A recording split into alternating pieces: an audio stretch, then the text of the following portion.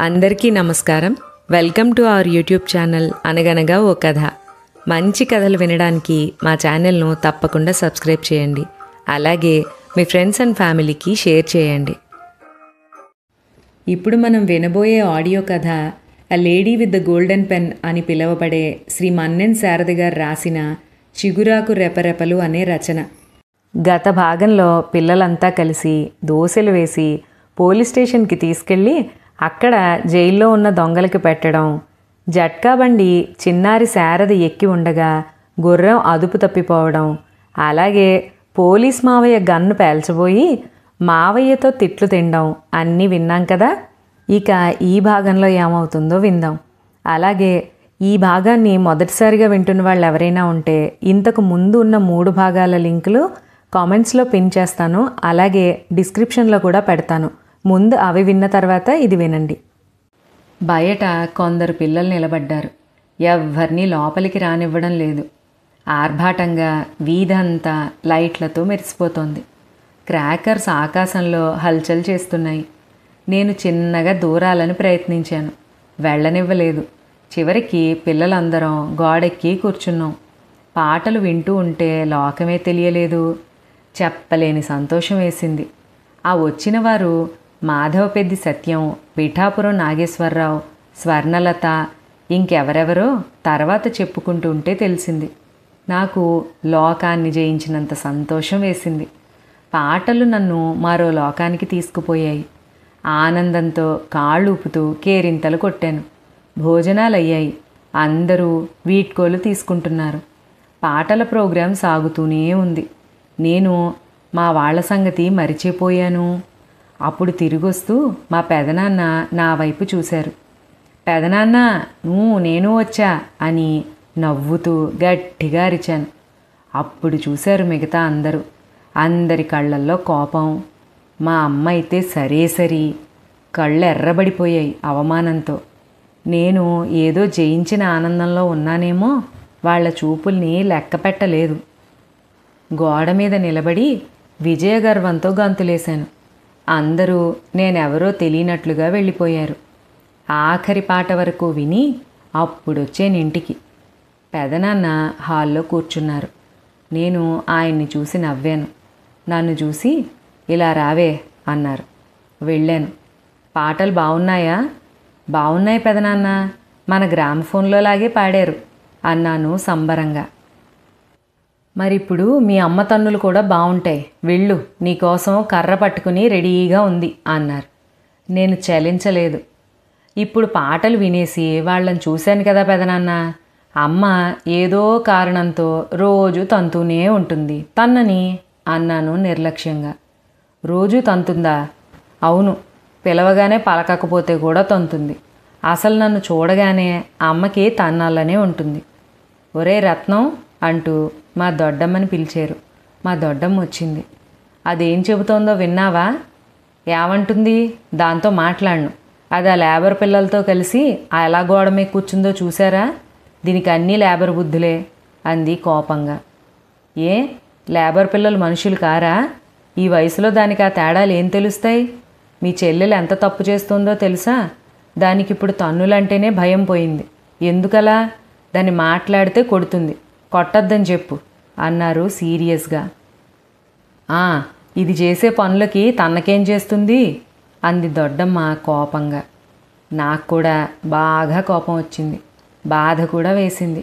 కళ్ళల్లో నీళ్ళు వస్తున్నాయి. ఏ మనక్కకి పాటలు ఇష్టమని మీరు బాగా తయారు చేసి తీసుకెళ్ళారు, నన్ను మాత్రం వద్దన్నారు. నాకు పాటలు ఇష్టమే.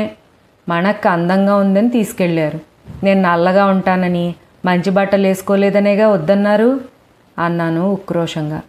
నా మాటలకి పెదనాన్న ఏమనుకున్నారో కానీ ఇలా రావే అన్నారు. వద్దులే, నన్ను ముట్టుకుంటే నువ్వు నల్లగా అయిపోతావు అన్నాను దగ్గరికి వెళ్లకుండా. పెదనాన్నే లేచొచ్చి నన్ను ఎత్తుకున్నారు. నీకు చాలా తెలుసునే, ఏమో అనుకున్నాను అన్నారు నా తల నిమురుతూ. రోజు అందరూ అదే మాట అంటుంటే తెలీదా అన్నాను ఏడుస్తూ. ఏడవకూడదు, అందరికన్నా నువ్వే బాగుంటావు. అలా మాసిన బట్టలు తల దువ్వుకోకుండా రాకూడదు కదా అన్నారు అనునయంగా.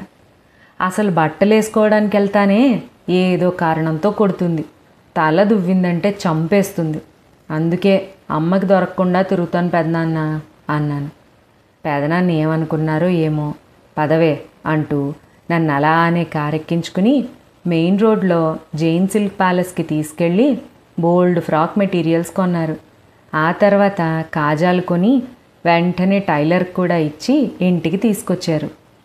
ఆ గౌన్లని మీ దొడ్డమ్మ దగ్గర దాచుకో, ఇక్కడే స్నానం చేసి వేసుకో అని చెప్పారు దారిలో. ఇదంతా మా సౌద గుర్రుగా చూస్తోంది. దాన్ని ఒక్కరితేనే ఎందుకు తీసుకెళ్ళావు అని పెదనాన్నని నిలేసింది. ఊరికే లేవే పాపం, వాళ్ళ అమ్మ దానికి ఏదో కొనిపెట్టావు అన్నాడు పెదనాన్న సిఐడిలా చూస్తూ. ఇవిగో స్వీట్లు కొన్నాను, అందరూ తినండి. లోపలికి వెళ్ళిపోయారు పెదనాన్న. మర్నాడు కొత్తగూడెం వెళ్ళిపోయారు. మేము ఒంగోలు వెళ్ళలేదు. మా నాన్నగారికి మాచర్ల ట్రాన్స్ఫర్ అయ్యింది. అందరం కాకినాడ నుండే మాచర్ల బయలుదేరాం. ఇప్పటికీ తలుచుకుంటే ఆ ఊరు వెళ్ళడం అదోలా ఉంటుంది, కానీ నేను ఎక్కువ ఎంజాయ్ చేసింది కూడా ఆ ఊరే. కానీ ఆ ప్రయాణం హారిబుల్. కాకినాడ నుండి సామర్లకోట, అక్కడ రైలు మారి విజయవాడ, ఆ రాత్రి అక్కడ వెయిటింగ్ రూమ్లో ఉండి మర్నాడు పొద్దుట గుంటూరు, అక్కడ నుండి రైలు మారి మీటర్ గేజ్ ట్రైన్లో మాచర్లకి ప్రయాణం. గుంటూరు వరకు బాగానే ఉంటుంది. ఆ తర్వాత దాన్ని ప్రయాణం అనడానికే లేదు. పలుగులు, గడ్డపారలు, తట్టలు ఒకటేమిటి, అన్నీ మన ఒళ్ళో పెట్టి కూర్చునేవారు. అక్కడ నుండి పల్నాడు ప్రారంభం. నాగరికతలోనూ ప్రదేశంలోనూ ఎంతో వ్యత్యాసం. అంతవరకు టౌన్ జీవితమే తప్ప పల్లెల గురించి, పేదరికం గురించి, పల్లె ప్రాంతాల గురించి అంత తెలియదు. భాష వేరు, పలకరించే విధానము వేరు. రైల్లో నేను మా అక్క తెగ ఏడ్చాం. ప్రతి స్టేషన్ని, మట్టి మిద్దెల్ని, నెర్రెలిచ్చిన భూముల్ని వింతగా చూసాం. చివరికి మాచర్ల చేరాం. నాన్న స్టేషన్కి వచ్చారు. ఒంటెద్దు బండిలో వెళ్తుంటే నాకు మాచర్ల నచ్చింది. కొంచెం పచ్చగానే ఉంది. రోడ్డుకి అటు ఇటు పెద్ద పెద్ద చెట్లు, చంద్రవంక నది బాగున్నాయి. మా ఇల్లు కూడా పెద్దది. పక్కనే పోస్ట్ ఆఫీసు, ఎదురుగా మండాది వెళ్ళే రోడ్డు, బోల్డ్ అంత స్థలం. ఇంటి పక్కన టూరింగ్ టాకీసు. లోపలికి వెళ్తూ ఉంటే ఒక నల్లటి మనిషి తలపాగాతో వచ్చి, అట్టా ఎట్టా పడితే అట్ట పోకూడదు, పాములుంటాయి అన్నాడు. మేము తెల్లబోయాం. అవును, ఇక్కడ పాములు, తేళ్ళు, జర్రెలు ఎక్కువ. ఒక 5 నిమిషాలు చెప్పులు వదిలివెళ్తే దాని కింద తేలో మండ్రకప్పో ఉంటుంది, జాగ్రత్తగా ఉండాలి అన్నారు నాన్న. మేం బిర్ర బిగుసుకుపోయాం. ఇంతకన్నా మొదనష్టపూర్ ఇంకోటి లేదా? చిన్నపిల్లలతో ఎలా ఉండాలి ఇక్కడ? నేను పిల్లల్ని తీసుకుని కాకినాడ వెళ్ళిపోతాను అంది అమ్మ కోపంగా. కంగారు పడకు, చాలా వరకు శుభ్రం చేయించాను అన్నారు నాన్న. ఇల్లు పెద్దదే, మాచర్లంతటికీ అదే పెద్ద ఇల్లట. అమ్మ అర్జెంటుగా సిమెంట్ తెప్పించి ఎక్కడ గోడలకి నేలకి కన్నాలు లేకుండా పూడ్పించింది. ఆ ఊళ్ళో 3 సంవత్సరాలు ఉన్నాం. కానీ ఎన్ని వందల తేళ్లని, పాముల్ని రోజు చంపినా ఏ ఒక్కటి మమ్మల్ని ఏమీ చెయ్యకుండా చాలా జాగ్రత్తలు తీసుకున్నారు అమ్మా నాన్న. అప్పుడు నాకు 6వ సంవత్సరం. తమ్ముడు నెలల పిల్లవాడు. ఇంకా ఎవ్వరం స్కూలు జోలికే పోలేదు. మాకు చక్రపాణి గారనే మాస్టారు ట్యూషన్ చెప్పేవారు. తెలుగు చాలా బాగా చెప్పేవారు. శ్రీనాథుణ్ణి చాలా తిట్టేవారు. ఆయన పల్నాడుని గేలి చేస్తూ నాగులేటి నీళ్లు, నాపరాళ్ళు, జొన్న సజ్జ కూళ్ళు అంటూ వెక్కిరిస్తూ పద్యాలు రాశారని, భర్తృహరి సుభాషితాలు చెబుతూ ఉంటే ధర ఖర్వాటుడొకడన్న పద్యానికి నేను తెగ నవ్వేదాన్ని. ఆయన బెత్తం నేలకు కొట్టి పళ్ళికిలిస్తే పళ్ళు పీకేస్తాను అనేవారు. అయినా నవ్వేదాన్ని. ఆయన వెళ్ళిపోయాక నాన్నకి చెప్పేదాన్ని, నాన్న అసలే బట్టతల, తాడి చెట్టు కింద నీడేం వస్తుందని దాని కింద నిలబడ్డం, తాటికాయ పడి పాపం అంటూ పకపక నవ్వేదాన్ని. నాన్నకు కూడా నవ్వొచ్చేది. నీకేం తెలుసురా జీవితం అంటే, దైవోపహతుడు అంతే, ఎక్కడ తలదాచుకున్నా తప్పించుకోలేరు అంతే అనేవారు. నేను మాత్రం నవ్వుతూనే ఉండేదాన్ని. కానీ కాలగతిలో అది నాకు చాలా అర్థమైంది. మాకు చుట్టూ మాచర్లలోని ఆఫీసర్స్ అంతా పరిచయం అయ్యారు. అందులో డాక్టర్ గారి భార్య మా దొడ్డమ్మలా ఉండేది. ఆమెని దొడ్డమ్మనే పిలిచేవాళ్ళం. హెల్త్ ఇన్స్పెక్టర్ గారి భార్య సుశీలత్త, క్యూరేటర్ భార్య మంగతాయారత్త, ఇలా చాలామంది. మాచర్లలో చెన్నకేశవ స్వామి గుడిలో ప్రతివారం భోగం చేయించేవారు. అందులో ఎవరో ఒకరు. అందరం వెళ్ళేవాళ్ళం. సన్నాయి మేళంతో చాలా వైభవంగా చేసేవారు. అందరూ చాలా కొద్ది కాలంలోనే సన్నిహితంగా మారిపోయారు. మేము డాక్టర్ దొడ్డమ్మ వాళ్ళ ఇంటికి వెళ్ళాం. ఆ ఇంట్లోనే సుశీలత్త వాళ్ళు ఉండేవారు. చుట్టూ చాలా పెద్ద తోట పెంచారు. ఆ ప్రాంతపు మొక్కలే సీతమ్మవారి జడబంతి, నిత్యమల్లి, చంద్రకాంతలు, గన్నేరు, నందివర్ధనం, బంతులు, బంగళాబంతులు. చాలా అందంగా ఉంది ఆ తోట. మాకు బోల్డంత ఖాళీ స్థలం ఉంది. పక్కన పోస్ట్ ఆఫీస్లో కూడా మొక్కలే లేవు. మా అక్కకి మొక్కల పిచ్చి, నాకు అంతే. మనం కూడా మొక్కలు వేద్దామా అంది హేమక్క. వేద్దాం అన్నాను. మరి మొక్కలు లేవు కదా. డాక్టర్ పెద్దమ్మ ఇంట్లో చాలా నారు పోసింది, అడుగుదాం అన్నాను. మా అక్క సంతోషపడిపోయింది. నేను వెంటనే రివ్వున పెద్దమ్మ ఇంటికెళ్ళి, దొడ్డమ్మ మేం కూడా మొక్కలు వేసుకుంటాం, కొంచెం నారిస్తావా అని అడిగాను. అబ్బా, ఆశ, దోశ, అప్పడం, వడ నేనేమి ఇవ్వను పో అంది. నేను మొహం వేలాడేసుకుని ఇంటికొచ్చాను. ఏంటి ఇవ్వనందా పెద్దమ్మ అని అడిగింది. ఇవ్వదంట, పో అని కసిరింది.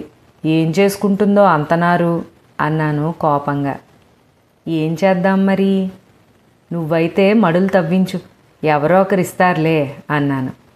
మాచర్ల చుట్టుపక్కల 20 దాకా పల్లెటూళ్ళు ఉన్నాయి. వాటికి ప్రతిరోజు రన్నర్సు టపాలు తీసుకెళ్లేవారు. బాణంలో ఉన్న పొడుగాటి కర్రకి కొన్ని గజ్జలు కట్టి ఉండేవి. పోస్టల్ బ్యాగ్స్ దానికి కట్టుకుని దగ్గరగా ఉన్న పల్లెటూళ్ళకి చిన్నగా జాగింగ్ చేసినట్లుగా వెళ్ళి తిరిగి అక్కడి టపాలు పట్టుకుని పొద్దుట 9 తిరిగి వచ్చేవారు. అవన్నీ పార్ట్ చేసి మళ్ళీ బ్యాగ్స్ కట్టి మధ్యాహ్నం 12 గంటలకు వచ్చే రైలుకి ఒక చిన్న ట్రాలీ తీసుకెళ్ళి అందజేసేవారు. తిరిగొచ్చిన రన్నర్స్ కాసేపు తోట పని చేసి మొక్కలకి నీళ్లు పోసేవారు. అందులో సైదులు, కోటప్ప మా ఇంటిని వదిలేవారు కాదు. సైదులు ఎప్పుడు మా తమ్ముడిని ఎత్తుకుని తిప్పేవాడు. వాళ్ళందరూ కలిసి మా ఇంట్లోనూ పోస్ట్ ఆఫీస్లోనూ నేలంతా తవ్వి చదును చేసేశారు. మరి మొక్కలో అంది మా అక్క. వస్తాయిలే అన్నాను వరాలిచ్చే దేవతల. ఆ మధ్యాహ్నం చిన్నగా గేటు తీసుకుని పెద్దమ్మ ఇంటికి వెళ్ళాను. పెద్దమ్మకి పిల్లలు లేరు. ఆయన ఆర్ఎంపీ డాక్టర్. ఇద్దరూ పడుకున్నారు. సుశీలత్త వాళ్ళు కూడా కనిపించలేదు. మెల్లిగా నారుమళ్ళ దగ్గరికి వెళ్ళాను. అటు ఇటు చూసి ఆనవాళ్ళు తెలియకుండా నారు మెల్లిగా వేళ్ళు పోనివ్వకుండా గుత్తలుగా లాగాను. భయం వేస్తోంది, కానీ మొక్కలు కావాలి. పైగా పో అంటుందా అన్న కోపం. తీసిన నారంతా గౌనెత్తి చెడ్డీ చుట్టూ పెట్టేశాను. నవ్వకండి, అప్పుడు నాకు 6 ఏళ్లే. గౌను కుచ్చులు గుండెల మీదుగా ఉన్నందువల్ల ఎత్తుగా కనబడలేదు. అలా చెడ్డీ చుట్టూ రకరకాల నారు గుచ్చేసి ఎరగనట్టుగా వచ్చేస్తూ ఉంటే సుశీలత్త కిటికీలోంచి చూసి నవ్వింది. నా గుండె దడదడలాడింది. ఏడుపు మొహంతో చూశాను. అత్త గబగబా గేటు దాటాకే వచ్చి, అన్ని పూలు పూస్తాయా? అద్దెకున్న మమ్మల్నే ఒక్క పువ్వు కోసుకొనివ్వదు. పో, లేచిందంటే ఆనవాలు పడుతుంది అంది మెల్లిగా. అంతే, రివ్వున పరిగెత్తి ఇల్లు చేరాను. మా అక్క నా వంక దీనంగా చూసింది. మళ్ళీ ఇవ్వనందా? నేను అమాంతం గౌను పైకెత్తాను. చుట్టూ ఆటవిక జాతిలో ఉన్న నారుతో నన్ను చూసి నోరు వెళ్ళబెట్టింది. ఏంటి దొంగతనం చేసావా అంది. దీన్ని దొంగతనం అనరు, మర్యాదగా అడిగితే ఇవ్వకపోతే అంతే అన్నాను. అయినా తప్పు కదా అంటూ నీతులు చెప్పబోయింది. అయితే అక్కడే పడేసి వస్తాను అన్నాను. వద్దులే అంది రాజీ పడిపోతూ. వెంటనే సైదులు, కోటప్ప పనిలో దిగారు. వారం రోజుల్లో మొక్కలు ఏపుగా పెరిగి మొగ్గలు తొడిగాయి. మాచర్ల నేల నల్లరేగడి సారంతో మా తోట కళకళ్ళాడిపోయింది. దీనికి తోడు రన్నర్స్ తిరిగొచ్చేటప్పుడు వంగ, రామ్ములగ అంటే టమాటా, దొండ, బీర, సొర ఇత్యాదివి తెచ్చి వెనక వైపు వేశారు. ఇక తోట అందమే అందము. నాగార్జున సాగర్ పనులు సాగుతున్నాయి. మాచర్లంతా హడావుడి. నెహ్రూ వచ్చాడని రైల్వే స్టేషన్కి చూడ్డానికి వెళ్ళాం. ఒకరోజు మా పెద్దమ్మ, సుశీలత్త మా ఇంటికి వచ్చారు. పూలతో కళకళలాడుతున్న తోటను చూసి పెద్దమ్మ ఆశ్చర్యపోయింది. ఎక్కడివే ఇన్ని మొక్కలు అని అడిగింది. నువ్వు ఇవ్వకపోతే ఇంకెవరూ ఇవ్వరా పెద్దమ్మ అన్నాను వెంటనే. సుశీలత్త కిసుక్కుని నవ్వింది. పెద్దమ్మ కొంచెం మొహం మార్చుకుంది. అలా మా ఇంట్లో ఒక తోట, పక్కనే టూరింగ్ టాకీస్ నుండి వినిపించే పాట నాలోని భావుకతని, బొమ్మలేయాలన్న ఆకాంక్షని తట్టి లేపేయి. అక్కడే ప్రాతకాలపు చిరుగాలుల్లో పోస్టాఫీసులోని పుస్తకం ఒకటి తీసుకుని ఏదో ఒకటి రాయడం మొదలెట్టాను. అందులో ఎక్కువ భాగం అమ్మ గురించే. అమ్మ అమ్మలా ఉంటే ఎంత బావుండును. నన్ను దగ్గరికి తీసుకుని ప్రేమగా ముద్దు పెట్టుకుంటే ఎంత ఆనందంగా ఉంటుంది. అమ్మకి అంత కోపం ఎందుకు? ఇలా సాగిపోతూ ఉండేవి నా భావనలు. పోస్టాఫీసులో ఒక పున్నాగ చెట్టు ఉండేది. గాలి విసురుకి ఒక్కో పువ్వు వాసనలు వెదజల్లుతూ అరుగు మీద కూర్చుని రాస్తున్న నా ఒళ్ళో పడుతూ ఉండేది. అస్పష్టమైన భావనలని ఆ పూలు మోసుకొచ్చి నాకు అందజేస్తూ ఉండేవి. మనసుకి ఏదో వెలితి, ఏదో కావాలన్న ఆకాంక్ష, ఏదో లేదన్న బాధ. అంతా అమ్మే. చెట్లను చూస్తూ ఆలోచిస్తూ ఉండేదాన్ని. ప్రతి మొగ్గని, ప్రతి పువ్వుని, ఆకుని, దాని మారే రంగుల్ని, వినీలాకాశాన్ని, గాలిని, ఊగే తీగల్ని, ఒకటేమిటి ప్రకృతినంతా విప్పార్చి చూడటం అక్కడే మొదలైంది. అల్లరిదారి అల్లరిదే. అందుకే నా గురించి ఎవ్వరికీ అంత పట్టేది కాదు. అల్లరిది, మగరాయుడు ఇవే నా టైటిల్స్. తర్వాత ఏం జరిగిందో తర్వాయి భాగంలో విందాం. అంతవరకు సెలవు.